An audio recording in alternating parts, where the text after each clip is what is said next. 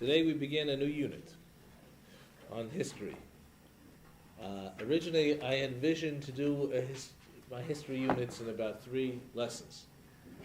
The last time I tried to do it in 3 lessons, it wound up being about 10. So I hope not to go to 10, but I do feel it's absolutely fundamental to have really any understanding of who and what we are as Jews. We cannot do that without a sense of what is history, who we are, because we cannot probe the depths of our souls in God and our experience in this world, and how to live in this world, unless we know who we are. And we proceed from that standpoint. And history gives us that sort of connection. And if you really want to discover God in this world, you can do it in all sorts of ways, but one of the ways is to see the hand of God in history. The hand of God is throughout history. And something you won't see in the history texts. I'm going to, on Tuesday night, as part of my last final lecture, we'll be discussing the 4th day of creation, and I'm going to give you a theory of history that's really, to my mind, mind-boggling. And we'll repeat it next time because I don't want to spill the beans. Is anybody a historian buff here? No. Okay. I recently read something this morning. I got up early, and I couldn't sleep, so I was reading Newsweek, and there was something about history in there, about teaching history from a history teacher. And he just mentioned in passing this theory from Arthur Schlesinger Jr., which completely follows up what Kabbalah's been saying for years. And Schlesinger, I don't know how Jewish he is, especially Schlesinger Jr. Certainly, I'm sure he's unaware of the Kabbalistic theory involved, but his theory is remarkably similar. So I'm going to do a little... I'll repeat that again next time if you remind me. This is the book I recommend for reading of history. It's History of the Jews, Solomon Grazel. The problem is it's out of print. It recently was reprinted, and they printed really lots of them, and we've been using it for about 4 or 5 years since it's been back in circulation, and I guess they haven't had another run for a while. So we do have a copy of History of the Jews, A History of the Jews, by Cecil Roth, which isn't bad either, and not quite as long. Yes? I just got a JPS catalog the other day, and they were listing Grazel on a members-only basis for $13. Buy it. Buy it. Get as many as you can. As you can. Whoever wants it can order it through Tom. We're not members yet, but... There's stock around. The question is finding it. Okay? Yeah, I've looked in a bunch of places and haven't found it. Yeah. You can go to a library, and you can get it in the hard copy, which is larger print and easier to read. The reason why I like this book, it's an old classic, it's written with a certain sense of passion, not dry reading. But if you're a real history buff, I have some really interesting histories that you could read. It's just longer and more difficult. But they are absolutely fascinating. History is more than just events and times, and there's no exam here, so it's not a matter of spitting out facts and that sort of thing. I want to give you an understanding and appreciation for who we are and what we are and the Jewish experience through time. So I think it's really fundamental. You could do that in many, many ways. But I'm going to start with the basics today, and I'm going to get into really historical theory later on. I want to just go through time periods and what's happened to us. And there are several time periods. I wish I had a blackboard. I don't. So I'll give you dates, some dates, to give you a time frame. As we say, the world history began in the year 0, which was 5,755 years ago. This is the year 5755. So how do we correlate the fact that fossils are billions of years old and that sort of thing? Well, if you were in my class, I gave you several explanations for that. Just understand that we count history at the completion of creation. And it's very hard to find Homo sapien fossils of human beings as we are that really are more than 6,000 years old. So we're really close in terms of history. There is no historical record that goes back more than about 4,000 years, as far as I know. It's quite remarkable to think that that the birth of history is so close to what we consider the birth of the world, the completion of man as we know him. The world could have taken billions and billions of years to establish itself. That's not a problem for Jews. We believe the world was created in stages. 10 times the Torah mentions God said, let there be this, and God said, let there be that. What does that mean? It means that God created the world in stages. We just believe. We believe similarly to Darwin, except we believe that like a house is built in stages, it needs a carpenter in order to be completed. Like the world is built in stages, it needs God. And it needs God's continuing presence to continue with the world. Otherwise there will be chaos. It's God who holds the world together. But essentially the world is 5,755 years old. It began with two people, whether it actually did or not, it's really not important right now. Adam and Eve were the first people on the earth. There was a flood which destroyed the world because mankind was evil. It was repopulated again with Noah and his family. There were three great nations from Noah's family, Noah's sons, Shem, Ham, and Yafet. Yafet means, Yafa means beautiful, nice. That was the Greeks with their sense of beauty and poetry and majesty in the world. There was the Ham, represents the Canaanite peoples, the mostly Semitic peoples. Ham means heat. They're very passionate peoples. And there was Shem, which is really represents the Jewish people and their lineage. That's how the Bible puts those three, and everything else branches out from there.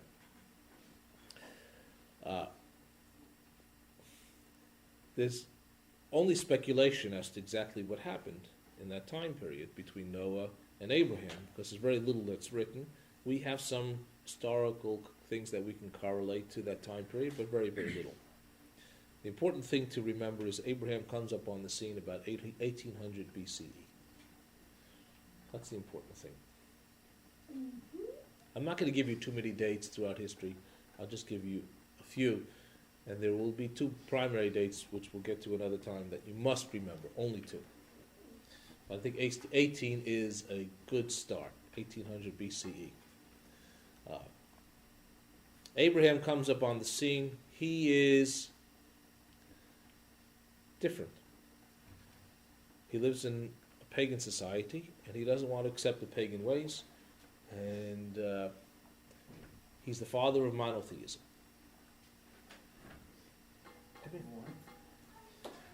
It's very strange, though, to talk about Abraham as being the father of monotheism. Because if we think about it and read the Bible, we know that Adam believed in one God. Noah believed in one God. Well, in fact, how did idolatry begin in the first place? I mean, isn't it the heart of stupidity? Were these people so ignorant and stupid, and that they worshipped these clay statues and wood statues, little things? You know the classical story about Abraham and the idols. I repeat it because some of you may not know it, and stories are very important for us. Judaism, for instance, is not logical. Judaism is analogical. We go through anecdotes and stories, and that's really the heart and soul of things. So it's hard to give really a sense of Jewish philosophy in a very strict, legalistic way. It's sort of dry. And this is a great story. It's a classic, where it seems that Abraham was a very, very prestigious person living in Mesopotamia, in Ur of Kasdim. He and his father had a franchise on the idol market. And that gave them a position of power, prestige, and wealth in society. If you had to buy an idol, if you wanted contact with a god, You needed help, you had to go to them. That gave them a lot of power. So one day Abraham was tending the store because his father was away. So as the story goes, a woman comes in, he says, give me an idol, an old woman. He says, how old are you? Well, I'm 75 years old. And, well, what do you need an idol for? Well, I'm sick, I want this, I want that. So, I just made this idol yesterday. You think that this idol's going to help you? He gives her a big lecture, she runs out of the store. He does it when everybody comes in. He gets sort of fed up, he takes an axe, and he smashes all the idols except for the big one, and he puts the axe in the hand of the big one. Father comes home, says, what happened? He says, well, the big idol smashed all the other ones. He says, you fool, idols can't do anything. And Abraham says, aha. You see? Kind of story which really gets to the heart of things. But these people were not really stupid. It was a sophisticated society that they lived in. How is it that they came to worship idols? What is it? They lost faith. Huh? They lost faith. No, they had faith. They had faith in the idols. Weren't they really just believing in themselves? No, That was something. it really wasn't that. I mean, we consider that idolatry in a modern way. We worship our power and prestige and that sort of thing. But it wasn't. They really felt that they had something in these idols. Yeah, Oh, I was just saying, something was concrete. They had to see something. yeah, they concrete. couldn't see God. They had to make something that they could see. And it was easier for them to relate to. In the beginning, it was just a representation of God, of different aspects maybe of God. We have different aspects of God. We talk about the feminine side of God, the masculine side of God. We have all different kinds of names of God. Talk about different powers and stuff. But we think of it as all God. But they would just make little things and worship them because they could see them, they could touch them, they could feel them. It was easier that way. Eventually, they forgot the fact that these were only representations of God. It wasn't really God. It was phony. So that's probably the theory of many of how idolatry began.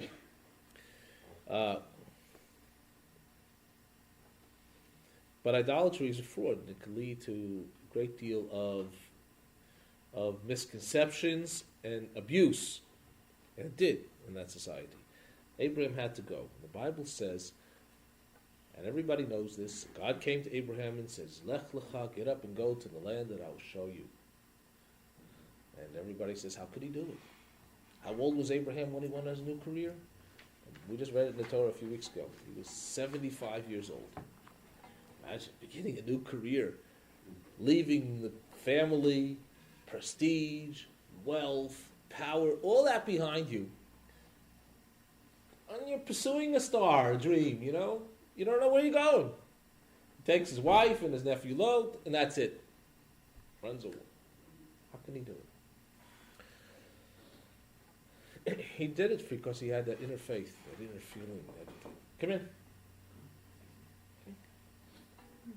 Have a seat. And after working with God for a long time, many years, he felt that he needed it. God needed to show him that he could not, in that environment, grow his soul any further. He needed to get out and go somewhere else. And he did. Everybody knows that part of the story. The part they don't know is that if you look at the end of the Noah story, right at the end, it talks about the fact that Abraham didn't go alone with his wife. Actually, he set up on a journey with his father, Terach, to go to this new land. Only Terach never made it. They made it as far as Haran, and they stopped there. The family stopped there. He couldn't sustain it. He couldn't sustain this new life of his. He had Terach had a faith in God. He just couldn't go through with it all the way. Abraham went on his own the rest of the way. Someone asked me a very interesting question last night at Charles Schutter's. How is it that we see in stories that that when Abraham wanted a wife for his son Isaac, he sent his servant Eliezer to go back to his homeland to get a wife for him. And then when Jacob was fleeing from his brother Esau for fear of death, they told him to go to Uncle Laban's house back home to get a wife. Don't take a wife from the daughters of the Canaanites. Well, the question was, the daughters of the Canaanites were idolaters, and back home they were idolaters. What's the difference? What's the point? The point is that Abraham's family had the faith, made the attempt to change their lives. They just couldn't sustain it, but they had that tradition of God. It wasn't all idolatry. That's the difference. I'm not going to go into a biblical analysis of this. My point is, here was Abraham standing against the world. The word for Hebrew, Abraham was called Hebrew, the first one called Hebrew. The word in Hebrew is ivri. Avar means to pass over. He was the one who passed over. The whole world is on one side, his whole world anyway, and he passed over to the other side. He saw the folly and the utter emptiness of the world that he lived in, and he passed over to the other side, trying to pursue God, trying to find something that's real and concrete in this world. Didn't have any patience for phoniness. In our search of God, Abraham had a search of God. In our search of God, how do we discover God? How do we discover God? You know, there are things in this. Are there things that are real in this world that we cannot feel, we cannot see? Yeah, there are. There are forces in this world. Well, magnetism is one of them. What other forces are there? Love is a very powerful force in this world. Isn't it amazing how love can bring someone to do so many different things in this world? Can motivate someone to do some craziest things, right? And the object of that love doesn't even have to move, right? It exerts that kind of force. Imagine if that love was channeled with and towards God. How much more powerful that could be. We in our lives, in our pursuit of God, in our discovery, trying to find ourselves and what's real and permanent and unchanging in this world, to give us a foundation, a grounding, we all have our own unique experiences. And we need to have those unique experiences in our lives. And we need to find God in our own way. We need to discover that there was some time in our lives when we were in trouble, we cried out to God from the depths of our hearts and souls, and He was there and He answered us. And we need to build on that. We need not to ignore it. It happens to everyone. The problem is, there's a rush of wonderful experiences in our lives from time to time. It doesn't happen very often, but it does happen to all of us. And whether we want to build on them or ignore that will determine what happens to us in our lives. Most of us in our world ignore. Wonderful things happen to us, and you say, isn't that great? We get all excited, and then we go back to business as usual, and we live as if it never happened. Yes? Sort of, not to be argumentative, but Why not? It's fine with me. the flip side of that is, of course, when something so unspeakable and tragic happens in our lives, and you try to search yourself and go to God for help, and the unspeakable still happens. And so the point I'm making is perhaps it's not so much that we ignore that feeling when He does answer us, but when the unspeakable happens. What do you mean by unspeakable? Well, just You pray that someone may live and they get sick and die? perhaps, or something horrible. I mean, a Child dies? or being tortured or whatever. Has that happened to you? Mhm. You were tortured? not tortured, but something horrible as a child happened. Oh, yeah, I'm sure. And I mean, and I'm sure me it'll and my happen. sisters were affected very differently. And I guess what I'm saying, and I really don't want to go into the details here, but just as easily as one can argue, you know, well, things happen, you pray to God and you can feel that He's answered you.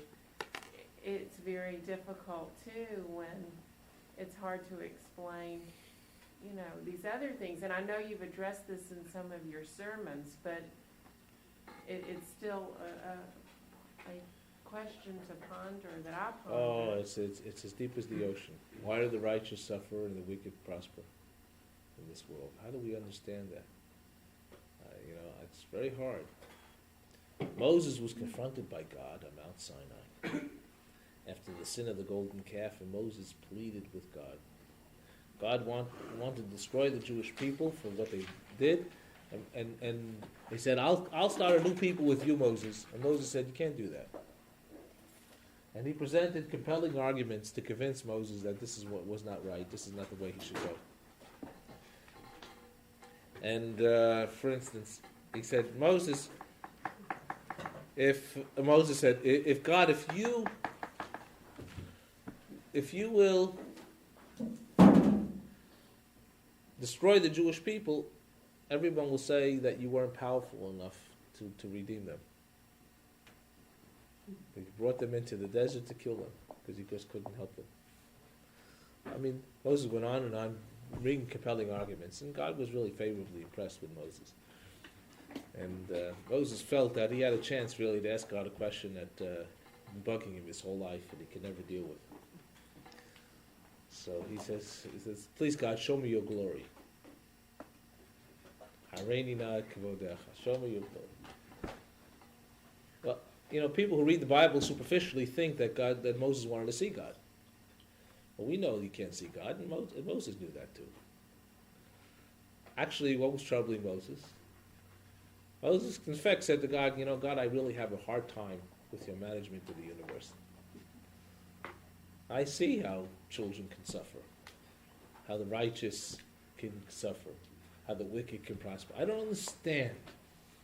I don't understand. Help me understand this. And the answer that God said was, I'm going to put you in the cleft of the rock, and I'm going to pass before you. I face you not see, but you'll see me from behind. Well, what's going on here? It's kind of strange. You know, what could he see? The answer is, what do you mean he sees him from behind? Not from the forward. It's a perspective. It's a look. The perspective of understanding of what happens in this world is a retrospective, from the back, from looking from behind. It's only later that you can put sense to things that happen. A famous classic example, I did this in my class a few weeks ago. Someone in my congregation, in our congregation, misses a plane. It happened about 12 years ago. Misses a plane, curses his fate, the plane crashes. Well, that's easy because he says, I thought it was bad and now it turns out to be good. It's easy to understand that because the time frame is real short. Right? Well, you go to a high school reunion and you meet someone that you were in love with when you were 20 years ago, right? And you broke up and it was so tragic. How could that happen? And now you look back after 20 years and say, my God, if I would have married that person, what would have happened to me? That's even more of a perspective. You see? And then you get to the further you get back, the more perspective, more understanding you can have about what happens to you in this world and why it happens. Yes? It seems to me it's one thing to say that by looking back you gain perspective on the past, but if you're suggesting that the only way that you can view life is from behind, that seems like a fairly dismal prospect for making change in the future.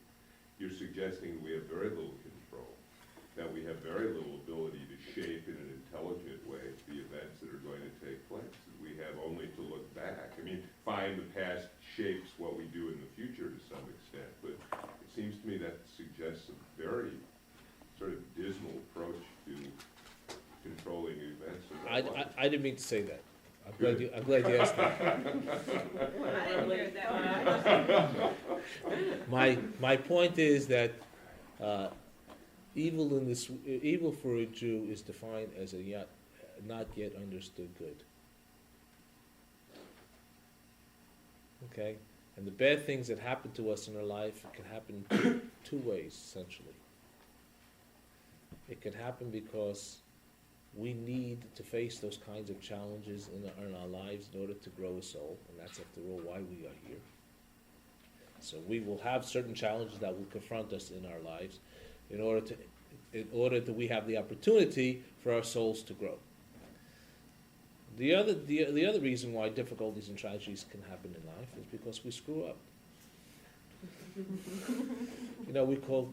We have free will, so we can cause problems for ourselves by doing the wrong things in this world, putting ourselves in difficult positions. Of course, the two aren't mutually exclusive. No, I mean, I think we all use those every day, Right. something where you can, you get fired from your job and, you're mad and, oh, this person's crazy, why did this happen? And you look back and you say, well, I didn't do this and I didn't do that, and you screwed up. But then these unexplainable things, Like the story about the shamus who couldn't write his name, classic Jewish story. Came to this country, couldn't write his name well. Shamus needs to sign the ketubah and other documents to act as a witness with the rabbi. Couldn't sign his name well, the rabbi fired him. Right? So what happened? He went to real estate, became a millionaire.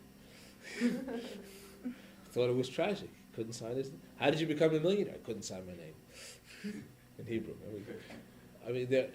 You lose a job, you wind up in a better position because it happened to me more than one time in my lifetime. Yeah, for sure.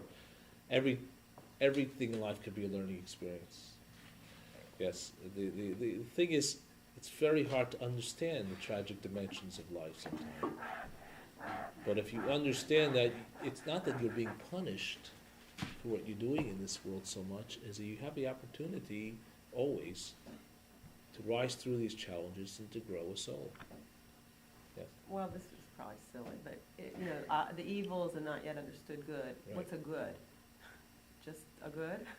Is it God's gift? Or Why did God create the world? or something about that? Yeah. Why did God create the world? What does He need from us? Does He need our prayers? Does He need to tell him how wonderful He is? He doesn't really have that kind of an ego. So what does He want from us? It's a very real basic question that very few of us think about. Good. Express his goodness. Yeah, He needed an opportunity to express His goodness in this world. Huh? That's right. Every day, God sustains this world through His goodness. We think that because the sun rises every day, that it always will be that day, and it's a law of nature. But who made it a law of nature? We think that every time you throw something up, it's going to fall. The law of gravity. Well, how does that manifest? Why is that? Why is there a law? Why does God manifest himself in this world to make a consistency to the world, to give us these opportunities to grow a soul, so He could have an opportunity to express His goodness, which He can't do by Himself. It's one of the only things, probably the only thing He can't do by Himself. That's a very deep philosophical question, and we're not going to get through history if we keep dealing with that kind of question right now. But I think it was important enough digression to talk about. Abraham stands on one side of the world, the rest of the world on the other side, and does that about the year 1800. He moves to this land of Canaan, and this is the land that God chose to give him. Isn't it interesting? Of all the lands of that part of the world, this is the only one without any oil.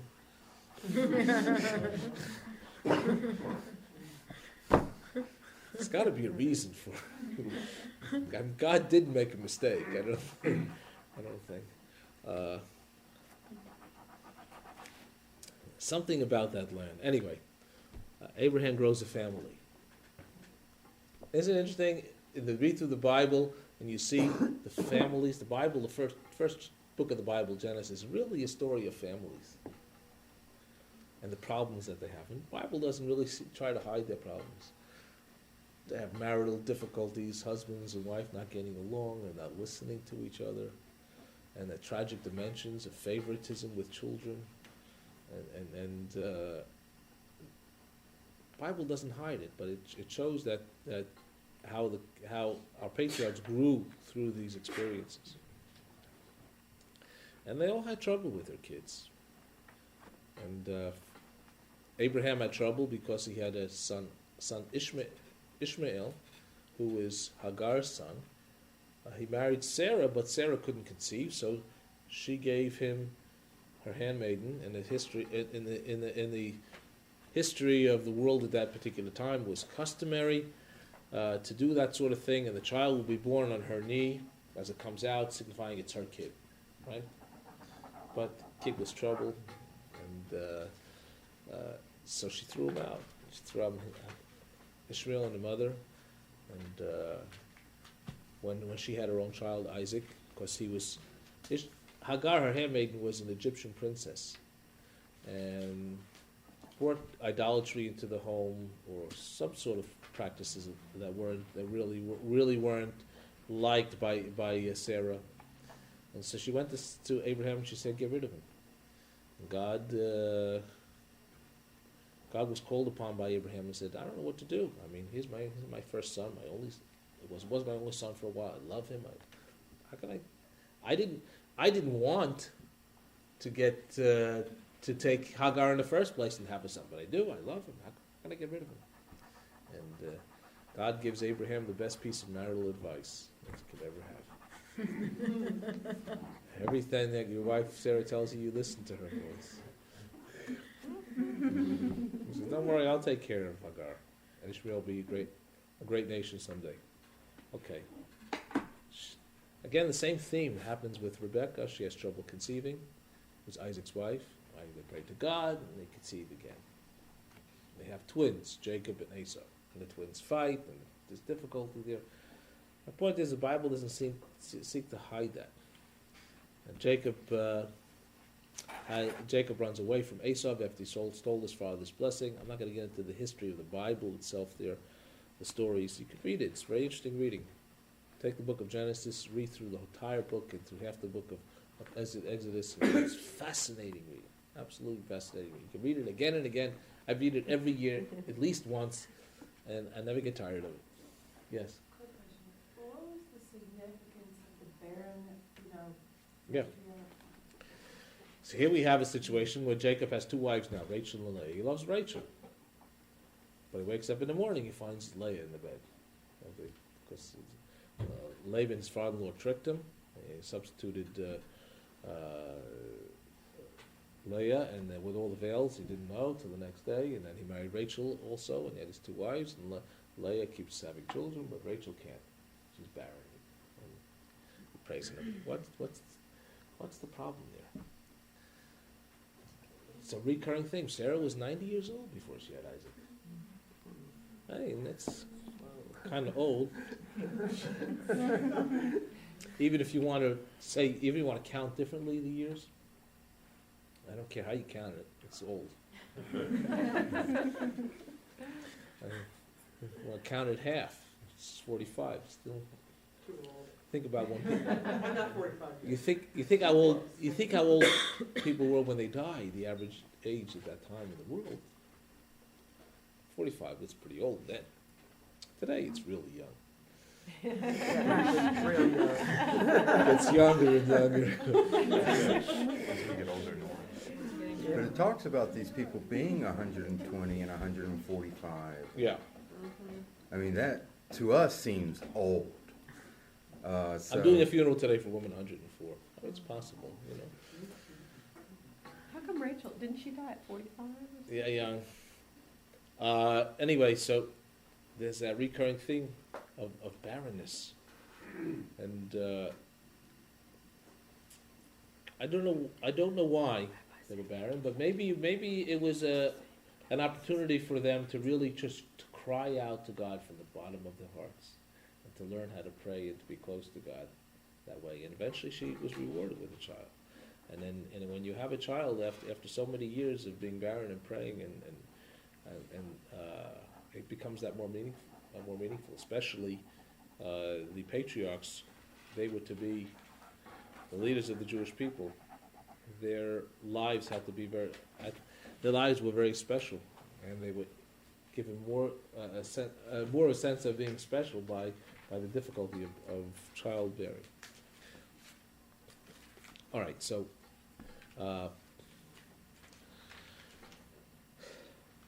Abraham, Isaac, and Jacob. Jacob has 13 kids, 12 boys, from the 12 tribes of Israel.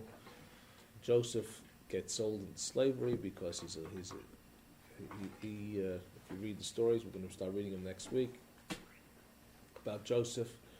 Joseph was Rachel's firstborn. He was the favorite of Jacob. Jacob should have known about favoritism between children.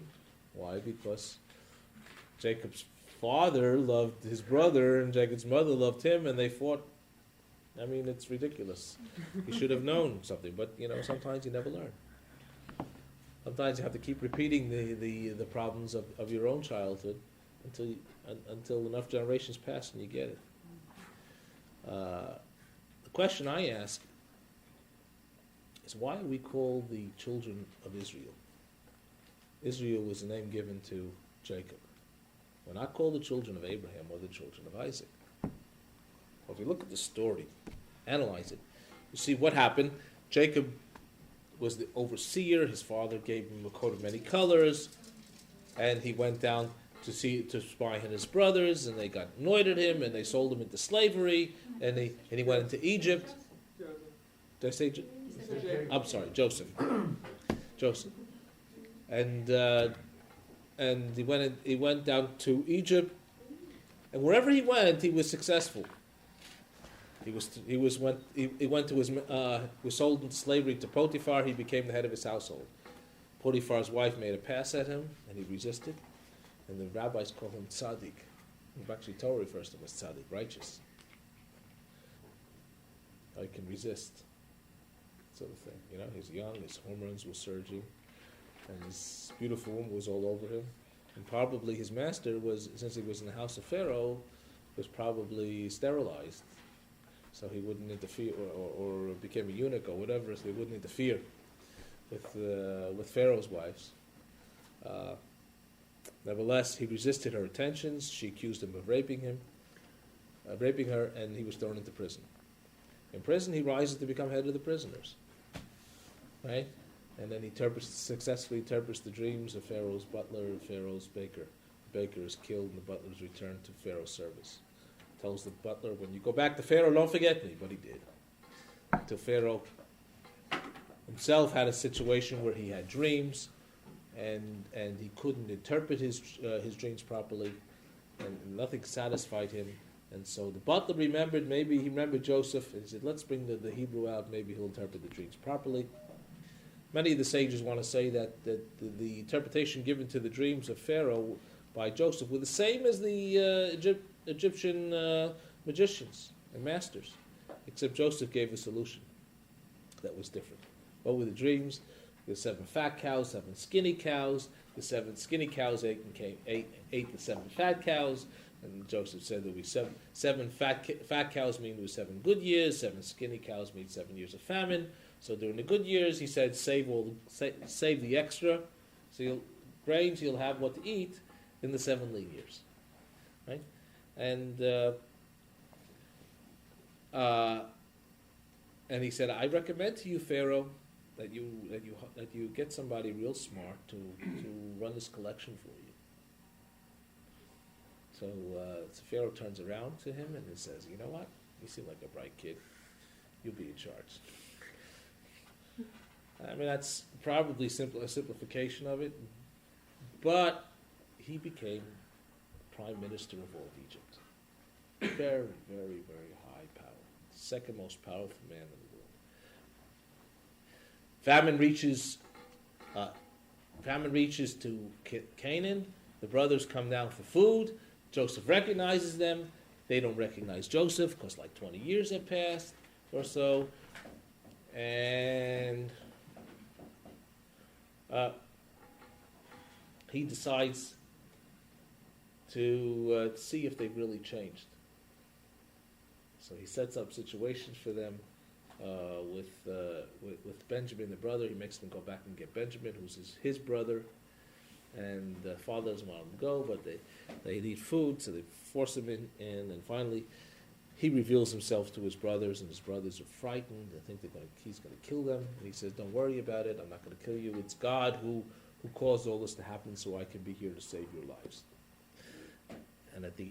And they all move down to Egypt because of the famine, and slavery ensues later. But before Jacob dies, he calls all the children together and he blesses them, and they are really united as brothers. So why do we call the children of Jacob by being called Israel? Because you see, Jacob had a relationship with his family that Abraham and Isaac did not. As a matter of fact, Joseph's children, he blessed them he said, "Your children are my children, like my own." He had a relationship with his children and his grandchildren. You never saw Abraham have a relationship with his grandchildren. You don't see any dialogue between Abraham and Jacob, or Abraham and Esau. You don't see any relationship between Isaac and Jacob's children. You don't see it mentioned anywhere. But you do see Jacob. We call the children of Israel because Israel had that sense of family, tradition. In his final words to his children, he blessed all of them, yes. And in the blessing, he pointed out all of their faults and all of their problems. Not a great subject for a blessing, but nevertheless, he loved them. And he kept them together, and that's why we really call the children of Israel. Can I ask a question? Yeah. This may sound incendiary, but this is my daughter's question. Why didn't he bless Dinah? Talking to the 13 children of Israel, 12 of them become the lineage tribe. What about Dinah? Why isn't she mentioned? She wasn't the tribe. No, she wasn't. She wasn't the tribe. There are various midrashim that deal with the subject of Dinah. I don't have a good answer for you, because some of them. That was my daughter's question. Yeah, no. I don't have a good answer for you because there's not much to talk. There's not much information there why that happened. But the question is somewhat caught up with the question of who did Joseph marry? Who did Joseph marry? And the Torah says he married this woman called Asphad, something like that. She was the daughter of a high priest or something like that. Doesn't seem like a great marriage to the favorite son of Jacob. But some of the commentators go through all kinds of gyrations to figure out that it was Dinah's daughter that he married. There's a whole section there about Dinah and Shechem that probably has a lot to do with it. If you read, I think it's chapter 30 something in Genesis, you find the whole deal with Dinah and Shechem, and it was really a blight on the sons of Jacob. Why wasn't she a tribe? Maybe the answer there was to be that part of her tribe became part with Joseph, because if Joseph married her daughter, Joseph had two children, Ephraim and Manasseh. They each became an individual tribe. So there were in fact 13 tribes, not 12. We say the 12 tribes of Israel, but Joseph had two tribes. It was like each had called a half tribe, but one of the half tribes of Joseph was certainly equal to size of another tribe. Okay. I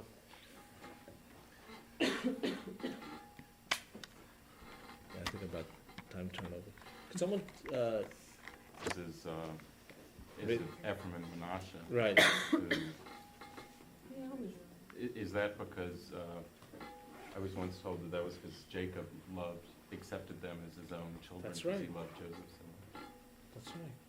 It's that whole wonderful sense of family that really began with Jacob, was necessary for us to be a people. And that's why we are called the children of Israel, from Jacob. Exactly. All right, I want to go on to further history. I want to get. We stay in Egypt for some 400 years. That is a debate upon whether it's 400 or 250 years. I really don't need to go into the details of it. Depends on which commentator you ask and how they count. And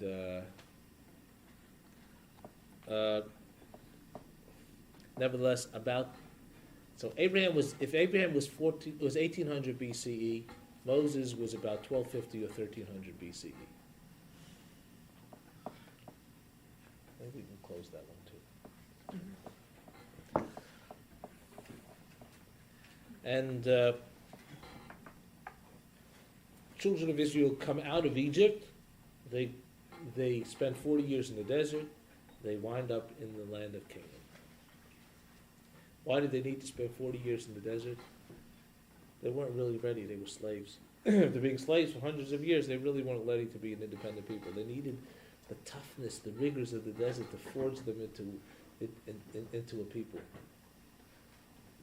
They entered the land of Canaan. Moses left them, and they entered with Joshua. Now starts they start their lives as a really unique people in their own land. How many people came out of Egypt? How many?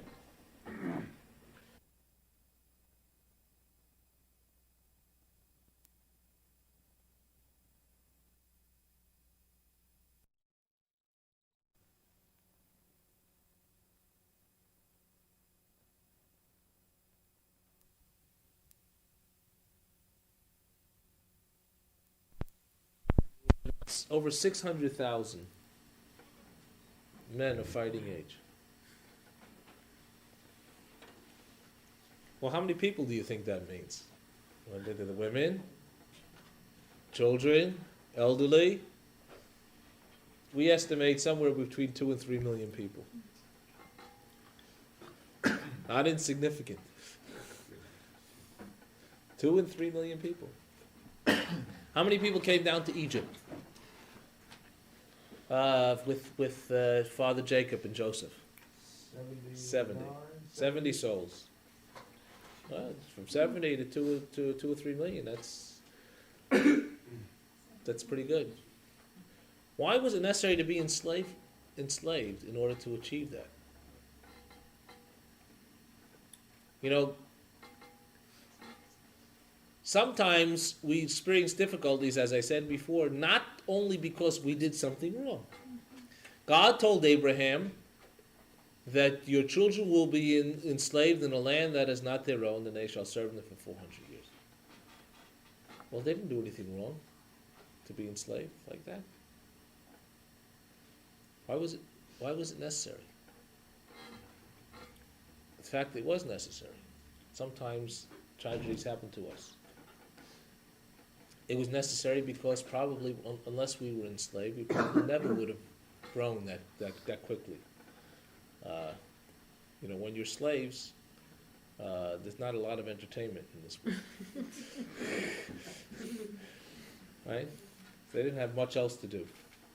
And also, and probably more important, knowing what it's like to be a slave, to be treated without dignity. In our formation as a people, would give us a certain sensitivity in dealing with people in this world. And Jews should be compassionate above all else, have a good heart. That's, I think, one of the best reasons for the slavery. And that we should know what it's like to be the oppressed, and so we should fight oppression wherever and however it raises its ugly head in this world.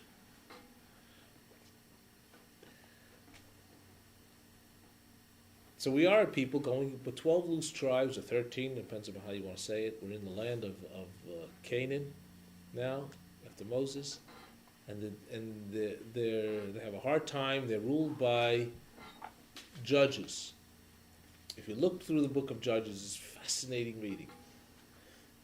Same story repeats itself over and over again with different characters. The Jewish people are living in 12 loose tribes. They do what's evil in the sight of the Lord, and they begin to worship idols or whatever. And the Lord sends someone to punish them.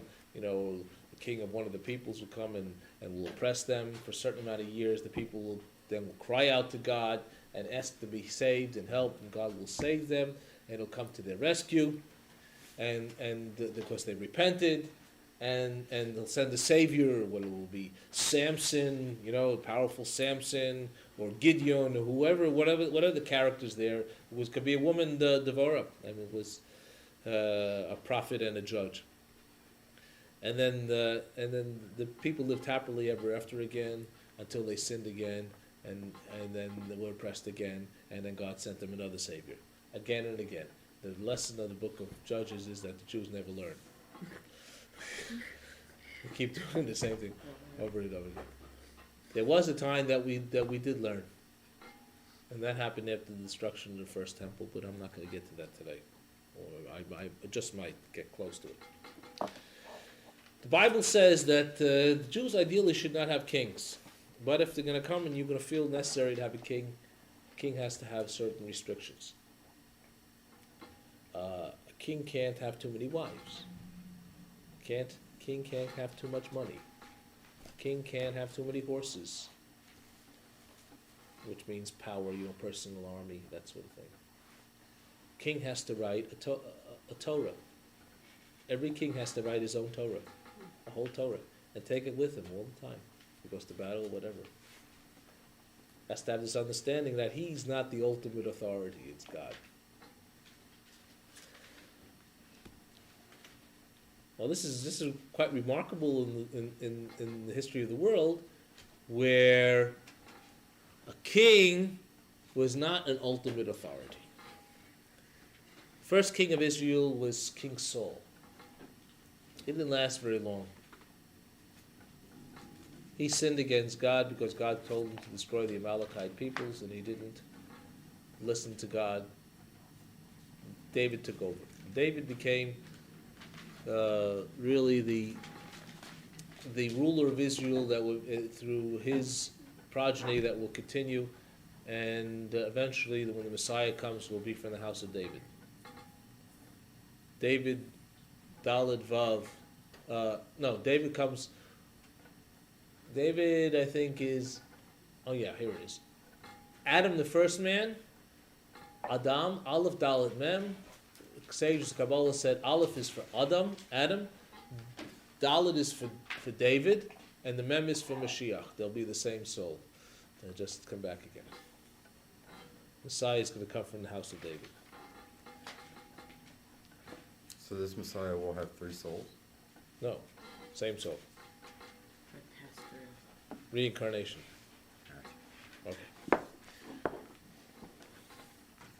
David did something remarkable. David went to war, destroyed the enemies of Israel, and made peace in the land. He was a great warrior. He had a problem on his hands. The Philistines. You know the story of David and Goliath? You know, the big giant. David defeated him with a slingshot because he wasn't king yet. He was just a little shepherd. And he defeated him with a slingshot, like he used to use a slingshot against lions and that sort of thing. What was the real problems with the Philistines? This is you're not going to hear about in history books. The Philistines were a great power in Canaan. but they weren't an indigenous people to the land. We have Philistines with Abraham. And what does the Philistines want to do with Abraham? Avimelech was the king. He wants to make a treaty with Abraham. He wants to make peace with Abraham. He would steal Abraham's wells. He would do other things that were underhanded. But when he saw the pressure was on, he wanted to make peace with Abraham. What kind of peace? He said, Abraham wants you to promise me that you will never hurt me, you'll never hurt my children, that you will do this and you'll do that. What does Abraham get for the deal? He's not promising anything. Sounds like a typical treaty with Israel, doesn't it? Abraham, the Jewish people have to give up this, and the Jewish people have to give up that, but what do they get for it? Promises. But nevertheless, Abraham does make peace with the Philistines. Isaac makes peace with the Philistines. The Philistines are like, all of a sudden, the time of David. Abraham is about 1800 BC. David's about 1000. Time of David, all of a sudden, you see the Philistines are great warriors. What happened? All of a sudden, the Philistines had superior technology. Metal? Yeah. Iron Age. Iron, yeah. Iron Age. See, the Philistines, we are able to surmise today from archaeological finds that the Philistines were really a people who probably lived among the Greeks, one of the Greek islands and stuff. And then they were lost one of the wars and they had to get out. And they spread out all over the Mediterranean. They were boat-faring people. So they settled on the coast of Israel, much of which is probably near Gaza, where Gaza Strip is today, near Ashkelon and Ashdod, and those types of port cities. And they continue their trade within the Mediterranean. And because of the trade in the Mediterranean, they got technology first before everybody else. When David had to flee King Saul, because King Saul was jealous because David was loved by the Jewish people because he defeated Goliath. He was a singer of songs. He wrote the Psalms. King Saul became very jealous of him, so he was a mercenary for the Philistines for a while. He learned some of this superior technology. And if you wanted iron swords and iron chariots, you had to go to the Philistines to have them made. So King David, and how do you win a war against someone who has superior technology? Through stealth. You try to sneak into the king's chamber and stab him, which is one of the things that happen. You find that throughout all kinds of stories like that in the Bible. You don't win in a normal manner. You defeat Goliath, right? But you don't really want to make war with these guys because they have this technology. You're not going to be able to beat them. King David was very smart that way, but he managed to become very powerful as a warrior. So he then took Jerusalem as his capital. Jerusalem became his capital, but he wanted to build a house of God, a place where the Ark of God where they held the Ten Commandments could be housed, and worship of God could be centralized, a central house of worship. But he couldn't do it. God wouldn't let him because he had blood on his hands. He said, "Your son will have to do it."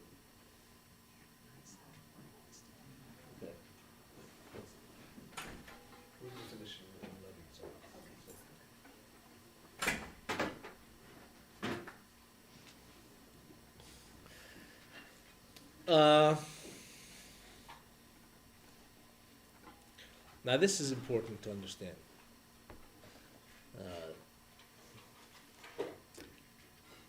David's son Solomon, after David dies, he was going to be the one to build God's temple, and he did.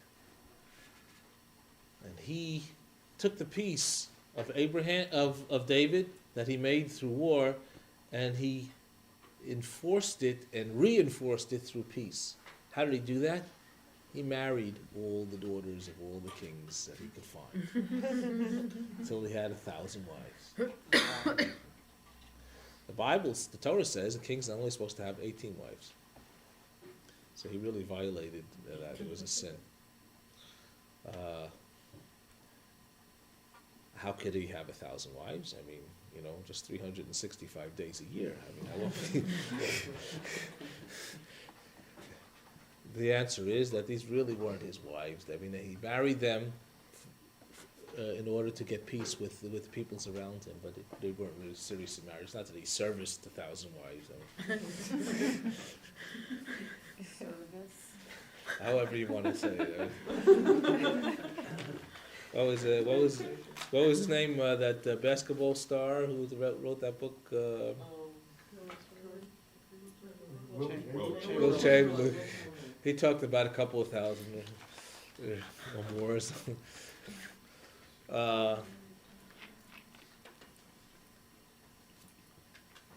Solomon built the temple. He's really centralized worship. He centralized the Jewish people. He was brilliant. You read his works. He was probably the brightest man that ever lived. He probably thought he was smart enough that he could resist the temptations of having 1,000 wives. Upon his death, real tragedy happened. He did not properly prepare, I think, for succession.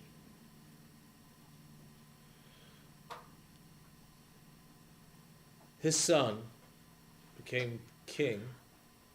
I think it's Yerovam. Became king. And he continued to tax the people heavily, as Solomon had taxed them to build the temple. But there was no real necessity to continue this burdensome taxation because the temple was already built.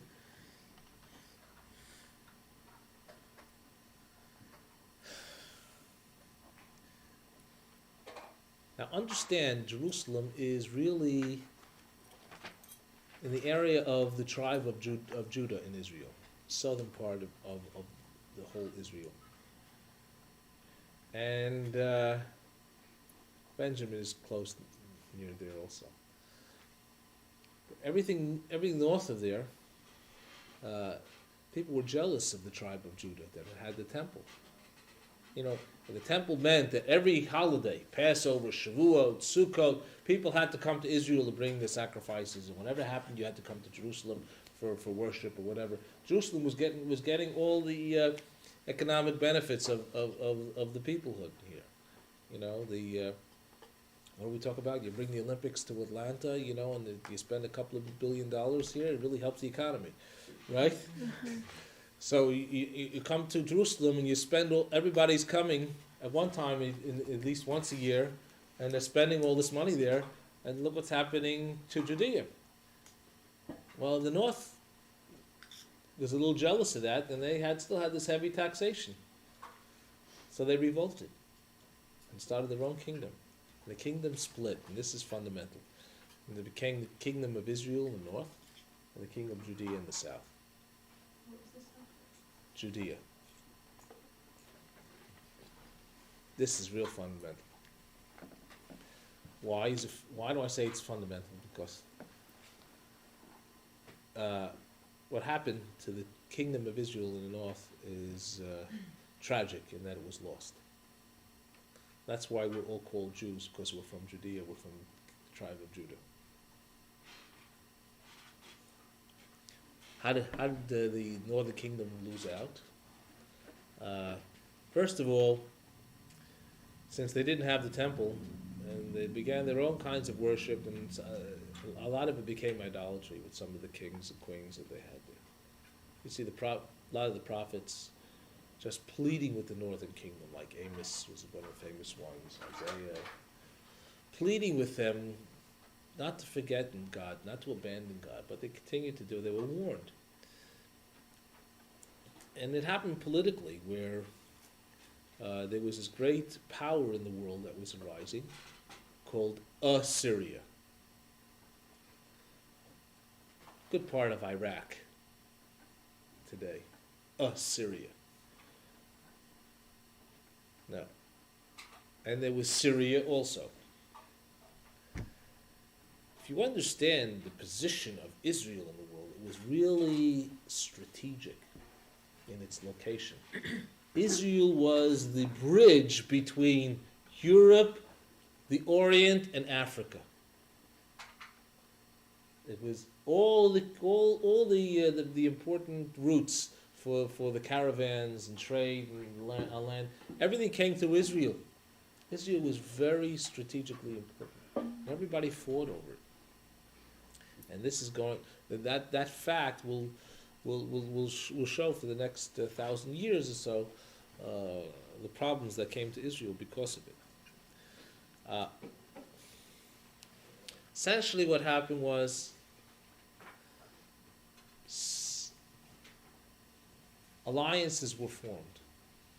And for instance, Egypt was a world power, Syria was a world power, Assyria was a world power, and then you have, in between all of that, you have Judea and Israel. So, I'm not quite sure exactly which ones of the peoples were involved. I think this is how it goes. Assyria was the big power in the world, wanted the other nations in their area to pay tribute to them. And they had to, and they did. Syria comes along and says to Israel in the north, which is right on its border, and I tell you what, you come with me, and we won't have to pay taxes. I'll protect you. And they go along with Syria. And then they try to convince Judea in the south to go along, and they even send troops out to try to force their hand. And King Ahaz, who was the king of Judea at the time, didn't know what to do, because the Syrian army and the Israel army is surrounding Jerusalem. So he asked his foreign policy advisor, Isaiah, what should I do? It's nice to have a prophet to be your foreign policy advisor. You know? So Isaiah says, the Lord will show you a sign. Your wife, who had lost a child, the young woman will conceive again, and she'll have a child, and that'll be the sign. And you call his name Emmanuel, and don't listen to them. You stand pat. Can't trust Syria. What happened historically? Assyria got annoyed at Israel. They didn't pay tribute, came, conquered them, and Syria backed off. So much for making treaties with Syria, right? And Assyria was so angry at the northern kingdom of Israel, and they dispersed them throughout their entire empire, and they became known as the lost 10 tribes of Israel. Okay, that's why we have Jews in China, and in Africa, and in India, and in all kinds of places where you'd never imagined there would be Jews, and even rumors that the American Indians were descendants from the lost 10 tribes. There's no real basis for that. But you find pockets which existed even in Ethiopia until the 20th century. You find pockets of this, remnants of this. Ethiopian Jews, which are now in Israel, the black Jews, were people that say they were descendant of the tribe of Dan, and they became black because they mixed in with the local peoples. So half the Jewish people were lost, more than half. Only Judea survived. Now this verse is fundamental. I'm going to close with this verse. This is the most fundamental verse for the Christians. The Lord will show you a sign, and your wife will conceive and have another son, who bears the name Emmanuel, young woman. Why? The word for young woman there is Alma, which the New Testament translates as virgin. The Lord shall show you a sign: the virgin shall conceive and bear a son. Which the Christians use as this is the text to the proof of the virgin birth of Jesus. First of all, the story had nothing to do with Jesus. Second of all, the woman referred to was married. It wasn't a virgin. And thirdly, there is no such thing as a word virgin in the whole Bible. The whole concept doesn't exist. Alma, first of all, means a young woman. There is a word used for virgin from time to time called betula, but it's always qualified. But she's a betula and she never knew a man. Why did she have to say and she never knew a man? If betula meant that she was a virgin, obviously they don't have that concept, a virgin. But this whole verse was taken completely out of context by Christians, and I'll do a unit of that with you when we get to to talk about the Judaic origins of Christianity and how Christianity really distorted the Bible to create their own ends here. But what we've done today was I've tried to give you a history of the Jewish people as it rises from Abraham in the year 1800 till the splitting of the kingdom of Solomon about the year 900 BC. And now we are Jews now because we're descended from the tribe of Judea. And next time when we meet, which will be on the 4th, I think, of November, we're going to go December. We're going to complete the biblical history, and hopefully I'll take you to the time of the destruction of the first temple and the Babylonian experience. And if you're going to remember any two dates in Jewish history, again and again, remember the dates of the destruction of the first temple and the second temple. First temple was destroyed in the year 586 BCE, and the second temple was destroyed in the year 70. Why do you remember those two dates? Because Judaism changed irrevocably. Judaism was fundamentally changed because of the cataclysmic events that occurred then,